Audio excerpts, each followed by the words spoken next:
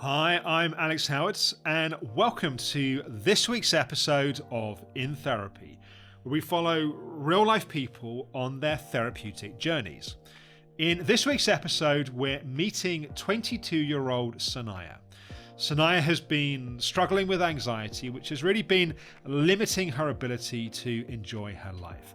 And in this week's episode, we're going to get to some of the roots of what's been causing her anxiety, along with starting to build a plan for her journey to healing.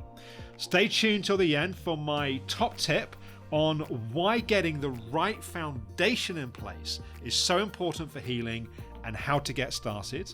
If you haven't already, please like, subscribe, click the bell icon to be notified as new episodes are released, and follow my other social channels for daily inspiration and support. Here's a little introduction to meet Sanaya.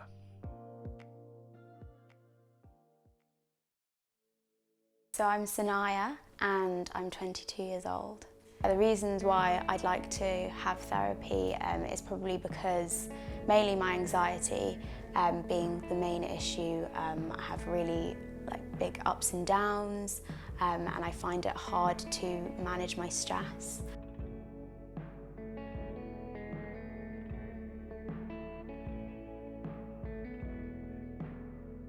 The way that anxiety's probably affected me is I have missed out on lots of things.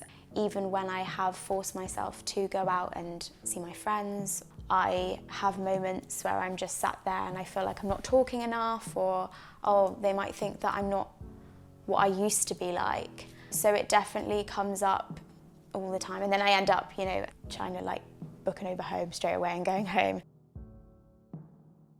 I haven't always been an anxious person, I don't think. I think definitely within the past year especially, I found myself having to be on my own a lot more. I think before COVID especially, I was such a social person, very outgoing, and I feel like the past year, 2 years, completely knocked my confidence. I would always have anxious moments during uni and things like that, but nothing like this when I find myself not actually doing anything during the day and I'm still feeling anxious. Feels like there's always something wrong and I can't quite place my finger on what it is that's wrong, but it's just really, really wrong. It feels like the whole world's falling apart, but I just don't know what it is. And I know that everything's fine, but I can't, you can't suppress this feeling. And yeah, I used to have different ways of coping with it, but now none of them work. Even if I go out for a run, I'll enjoy it whilst I'm out. As soon as I come back, the feeling will slowly come back again, basically. So yeah, it's just hard to find ways of coping with it. I'm definitely nervous and excited about working with Alex. I am really excited to start with him and get used to speaking with him and stuff like that and being really open. But yeah, I am really nervous about talking about my feelings, which is something I probably haven't done very deeply for so long.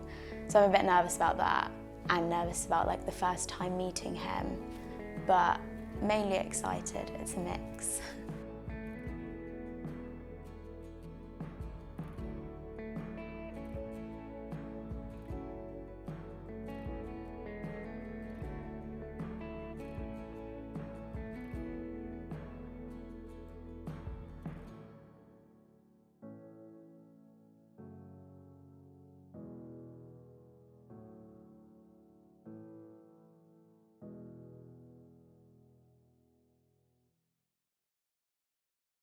Well, Sanaya, it's lovely to meet you. Yes. I imagine you're probably feeling a little bit oh my God, I'm here. It's this camera is it's actually happening. A little bit, yeah. Of course, I completely understand that. Obviously, you've had some conversations with Oliver and Rachel. I've heard a little bit secondhand from them. Yeah. But I'd love to hear a bit from you about why you're here. What would you like to get from the time that we've got? My main reason for being here is definitely dealing with anxiety. Quite badly over the past year. I get really anxious. Sometimes for no reason at all, sometimes because a social situation has the thought of it has triggered me, I can literally wake up in the morning and just feel really anxious. And so I guess that's like my main kind of issue, that I kind of want to like find out how to cope with it and like just kind of tame it so that I know how to deal with it and like not necessarily experience it all the time and not let it affect me so much. Say a bit more about the history of the anxiety. Like if you can remember do you remember when you first experienced anxiety? Definitely throughout sixth form, I was like super carefree, like it was great. And definitely throughout uni, I kind of like started getting more and more anxious about things, but I was acting and I just kind of passed off as, oh, I've got that show. I'm just got these nervous, like I'm just nervous about it. And it was kind of something I could deal with and I thought was very, very normal. And then I think as I left uni, like very like abruptly. Because of COVID, it was just like, oh gosh, like everything that I thought was just so normal, like the day-to-day life, like getting on a tube or something like that, like it was all of a sudden like so fragile. And then like, throughout COVID, it was just, I would wake up, be so unproductive, and then get really anxious about how unproductive I was. And then it was just like a cycle. Then I get anxious about what have you eaten today? You're inside the house the whole day. You're just eating so much. And it was just, I don't know. So it sounds like there's definitely event-specific anxiety, right? So there's, for like at uni, anxiety about there's an upcoming show and there's anxiety about that. Or there's anxiety around perhaps applying for jobs. Is there also a level of background anxiety that's there anyway? Like if you think about times or places where you feel relaxed and sort of in the moment, do you still feel a level of anxiety that's there? Or is there a sense that it goes down to pretty much zero and then there's an event that comes up and then the anxiety ramps up? I think it literally just depends. I think I have days where I know why I'm anxious and it's because this is happening, this is coming up. But then I have days where, like, even when I'm feeling great, I think I'm still like, oh, this could change any minute. And I get anxious about, when I'm next going to get anxious. Right. It's definitely happening a lot, meeting my friends. So I'll have a situation where, like the other day we went to an event and I was like, oh my gosh, I'm having so much, this is my first event since whatever. Having so much fun, like all my best friends are here, this is so great. Oh, when's it gonna turn? Like when am I gonna get anxious? So there's what I would call an anticipatory anxiety, like you're anticipating that you're going to feel anxious. Yeah, and so I'm like, I like reassure myself, I can take myself home whenever I like, I can just get an Uber, it'll be fine. But once it's in my head, it's like, I try and push it to the back of my head, but it's just still there. And I feel like I do that a lot. Like as soon as I have a feeling about something, I'm like, oh, just push it to the back. And then it's fine for like a bit and I can carry on and I have a great time with my friends. And then for instance, if I do last that long, I'll get home and I'll be like, oh gosh, like I looked like that, or I said that, or oh, they must like hate me, or like something like that. It gets really bad when I have pushed it to the back of my head. And if you don't push it to the back of your head and it's sort of there, what happens then? If I'm at home and I'm just anxious, I do try and deal with it. I'll go and like do some exercise, go for a walk or something like that. I feel like in public when I have gotten anxious, certain situations I've left early. And like my friends will be like, oh, like, are you okay? And I'll be like, yeah, no, I'm literally fine. I just want to go home. But I do have this thing inside which is like, oh, like you never used to be like that. Just stay a bit longer. So it's just so annoying because like everything it's just a constant battle regardless of what I do or how I feel. What are the places or circumstances where you feel the most relaxed, where you almost like think about it in advance, you go, oh, that's going to be totally fine, like, and then when you're there it's fine, and afterwards it's also fine? Like what would be any of those places? When I'm in bed and I know I'm going to sleep, and I'm tired, then I'm like, it's great. Yeah. And I usually like put on a little podcast or something to kind of, because I do have nights where I'm like lying in bed like, oh my gosh. But most of the time I am just so tired from the day that I stick on a podcast. It kind of distracts me enough and I fall asleep straight away. And those are like the moments where I feel most relaxed, definitely. In public situations, I don't really feel relaxed kind of really ever. Okay. I like power through, but at the back of my head, I'm like, oh gosh, like, what are you doing? Or I don't know. So it sounds like that there's a sort of background anxiety that's there quite a lot of the time, right? Yeah. And sometimes it comes more into the foreground and it kind of feels too much, and so you take yourself out of the situation. Other times you're able to sort of put it more into the background. Yeah.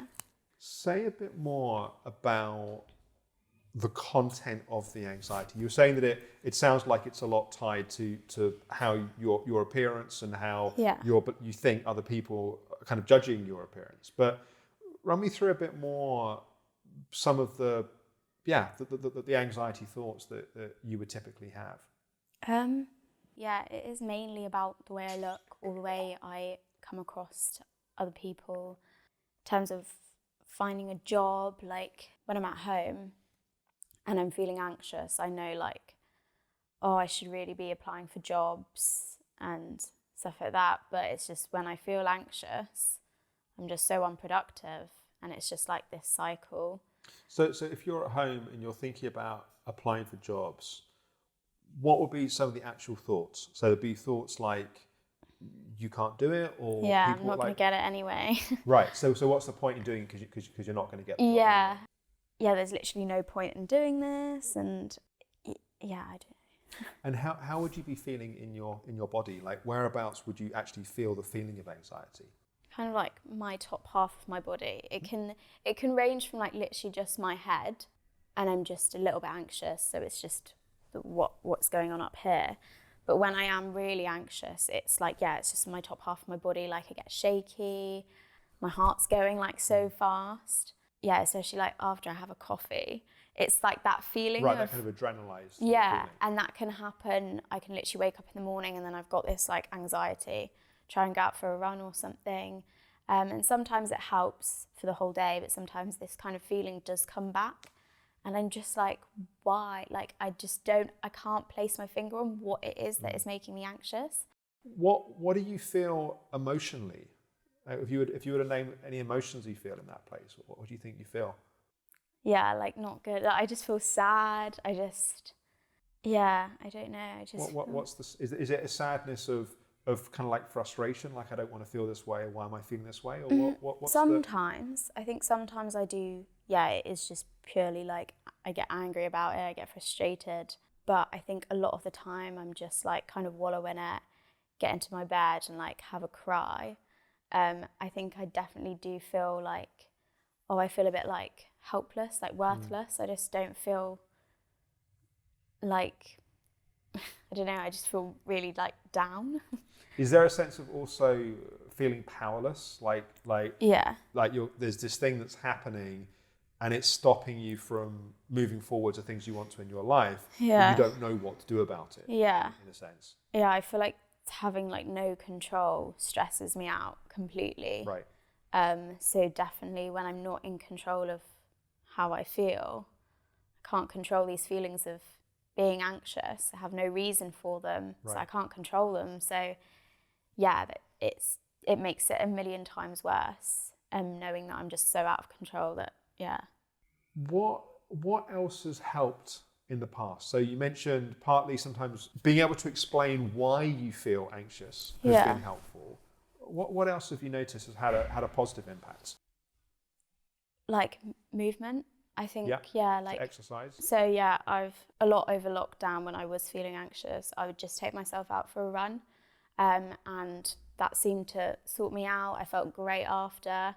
And like going to the gym and things like that. Like when I could like lift heavier than I did last week. Like you feel a sense of progress. It was such a good feeling, especially when I have like kind of nothing going on right now for me. Like, so it was kind of like, oh, going to the gym, and like, it was a good feeling. It was a way of dealing with it.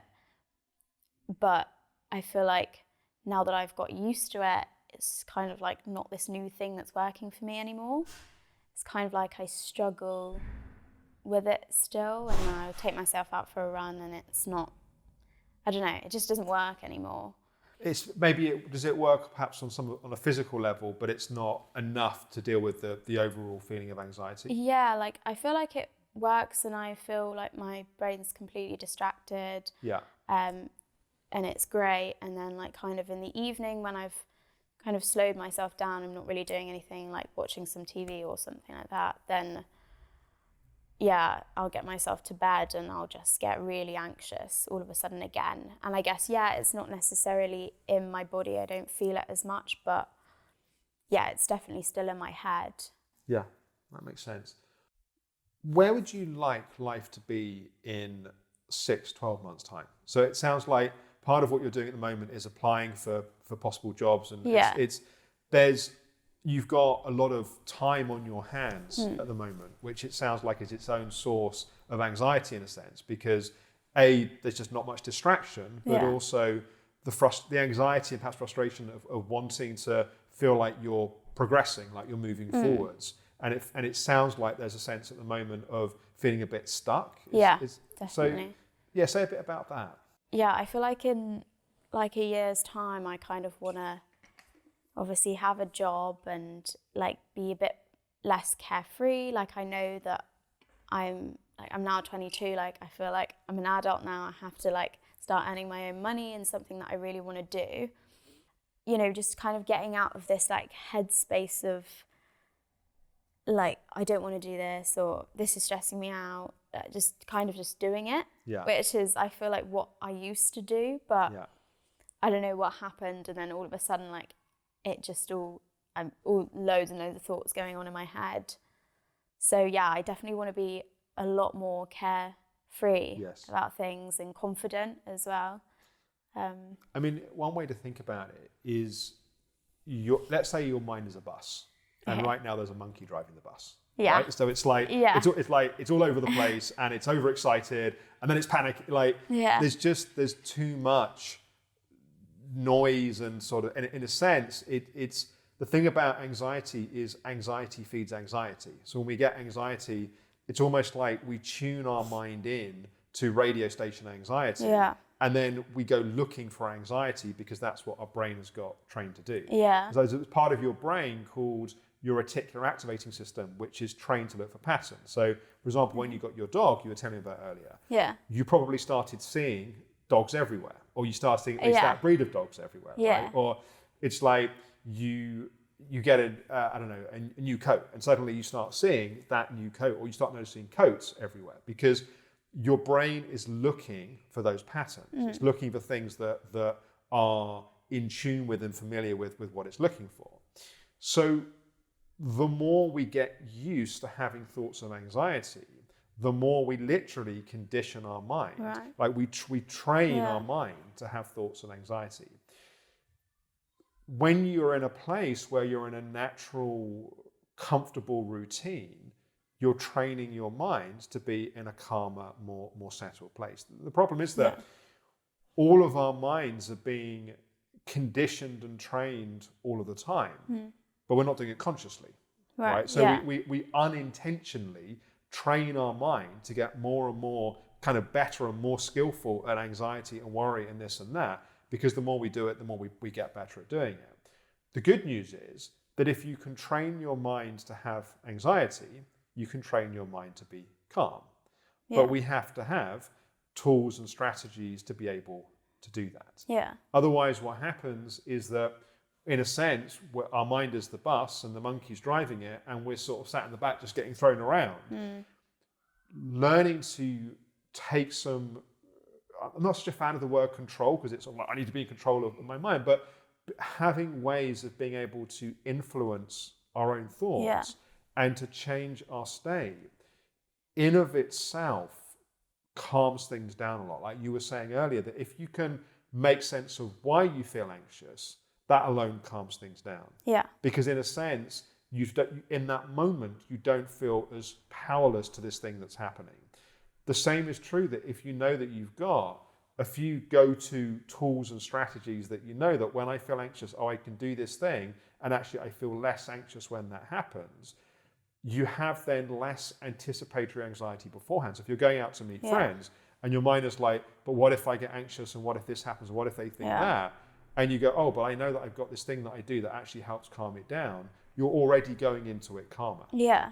Does that make a certain amount of sense? Yeah, that does. I feel like my way of coping was definitely to like move my body of some sort, do some sort of exercise. But obviously I can't start exercising in front of my friends. Well, actually, it's funny. So moving your body is a really good strategy. Yeah. Right? So if you weren't doing that, one of the things I'd be saying is use your body. Yeah. Right? That can really help. But exactly as you say, you can't really exercise the minute you wake up, the minute you go to bed. I mean, you might become like Olympic level athlete, but it's not a sustainable way to manage it. The reason why exercise works is, firstly, it moves the energy. So if you've got lots of anxiety that's bubbling, it just helps you move the energy. Yeah. What it also does is it changes your breathing. So when we get anxious, one of the things that happens is we don't breathe properly. We get more and more shallow in our breath. Yeah. And so our body goes into a state of anxiety because it's literally craving oxygen because we're not getting enough of it. When we exercise, you sort of have to breathe properly. Otherwise, if you're running and you don't breathe properly, you run out of steam within 20 seconds. Like you need. Yeah. So it changes your breathing. It also, through moving the energy in your body, everything then relax, like all the tension that's sort of being held on. Yeah. All of that then is able to relax more afterwards. So the strategies that I can teach you, that you can learn to help with anxiety, partly are just learning to work with things like your breath, learning to work with what's happening in your body, learning what's happening in terms of like, what are the thoughts that are happening and how are those thoughts feeding other thoughts? So you can start to see, I have that thought, and that actually triggers that thought, and that triggers those thoughts. The more awareness we have about those thought patterns, the more we can catch them, the more we can retrain that way of thinking. So what we want to be able to ultimately do is for you to be able to learn to have tools and strategies that help you be more in the moment more of the time. And it's not, we're not talking about like some perfect magic pill that we all get. Like to have a certain amount of anxiety is healthy and appropriate, right? So let's say you've got a performance coming up and you've not learned your lines or you've not practiced. You should feel a level of anxiety because that's what's going to get you to go, I've got this thing in 3 days, actually I need to spend. So a certain amount of looking to the future and feeling caution or concern is appropriate. The problem is when it becomes disproportionate, or when the anxiety or the fear that we have starts to paralyze and cripple us because it in and of itself is too overwhelming or too much. So our objective together is not that you never have any thoughts of anxiety or worry or concern. Our objective is that you don't feel at the mercy of those thoughts, and you don't have that sense of, oh my God, if this happens, I'm not going to have a way of being able to manage it and work with it. Yeah, that's the aim. Yeah. So I like to do things in sort of stages and sequences, right? So it's not helpful for me to throw like a massive toolbox of stuff at you at once. Like it's helpful to go through things that we put in place, building blocks along the way. And I think our primary objective together, it sounds like initially, is to work on the anxiety, to get to the point that you have some more strategies and tools to work with it, that you feel calmer overall, and if you do have anxiety, you know that you have ways of working with it. That alone may well be enough to have a meaningful impact on the sort of self-esteem, self-worth piece as well, because the calmer you feel, the more capable you're going to feel, the more you're going to go out and do things that make you feel good about yourself that's going to help with that. But it sounds like there's also a piece where you have quite a strong, what I call inner critic, like that voice in your mind that's judging you, criticizing you, telling you you're saying the wrong thing, you're doing the wrong thing. Does that ring a bell? Definitely, yeah. So doing some work with that, I think would also be helpful as well. It sounds like that you have an enormous amount of potential and desire and will to go and do the things that you want to do in your life at this point. Yeah. But it sounds like the anxiety and the inner critic piece is it's almost like trying to run a marathon with a couple of big weights tied behind you, and like you're still doing it, like the wheel's still there, but you're just having to work a lot harder than ideally you would have to. Yeah, that does sound like it. So part of how we're going to work together is I have a lot of the tools and the techniques and strategies that I work with filmed in online courses and videos and that sort of thing. So what we'll tend to do is less of me teaching you, spend lots of time teaching you this and that in these sessions. We will do some of that. And a certain amount of me setting you homework that you go away and you watch bits, you start practicing some bits, and then you come back and then we work with that together. Okay. So we're going to look at motivation, we're going to look at having some meditation, building some awareness, and then putting in place a technique to start working with. Okay. It may sound like quite a lot. Do the best you can with it. Yeah. This is not about, I don't want perfection to be the enemy of progress. Like, we're not trying to get everything perfectly right. Yeah. This is a journey that we are just beginning, right? So when you come back next time, if it feels like nothing's changed, but you've done the homework, I'm totally happy. Yeah. Right? So I'm not expecting you to walk in and go, oh my God, I did this. That's awkward. If that happens, wonderful. But that isn't the expectation. Yeah. The way that I work is a combination of taking the time to really decode what's happening. Like you and I together, we've talked some today. We'll talk some more about the sort of sequence of what's happened in the past and how you felt, things that have helped, things that haven't helped. So getting that clarity. It's then having strategies and tools that you're empowered to work with. It's not about me doing something to you. It's about me teaching you things that you find effective to work with you. And then as we get those tools and strategies in place, we can also look a bit more of kind of who's the person you want to be? How do we support you in creating that life? What are the insights again? What are the tools? What are the strategies that can help you sort of create that? So there's different steps and sequences of how we'll do things. The way that I work is very much collaborative. So I see the real power of this process not being what happens when you and I are sat here together. It's what happens when you're at home and you're reflecting what we've talked about, you're watching the modules, you're using the strategies and tools. Because otherwise, an hour, every few weeks of you and I together is not enough to transform things. But what is enough is you taking that and putting that into action day to day. Yeah. That was me throwing a lot of words at you. Yeah. What questions do you have for me? I guess I don't really have any questions, really. I'm just excited to watch them and kind of take note and kind of put them into practice, I guess. But yeah, I don't think there's any questions.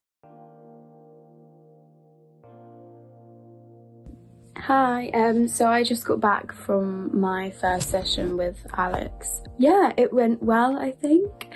I definitely felt quite comfortable with the cameras being there. Once I started talking, I just kind of forgot that they were there. And also I felt strangely relaxed that other people were in the room. And yeah, in terms of the homework, I'm intrigued to see what they're about, what they have in them, and what kind of a difference that they make as well. And I do think Alex can definitely make a difference. I so want to get back to feeling a little bit more normal, that I think he can definitely help and has the tools to help me do that. But yeah, I think it went well, and I feel like it was needed. So yeah.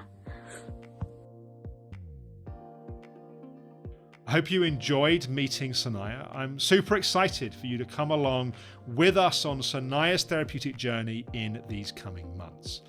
And here's my top tip.